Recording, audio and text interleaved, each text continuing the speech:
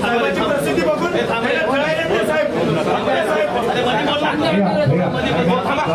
दादा संपर्क प्रमुख त्यासाठीच आलेले आहेत. काल ऐका ना भैया भैया भैया आपल्या सर्वांच्या उत्तर ऐका ऐका हेच करायचंय सगळ्यांना.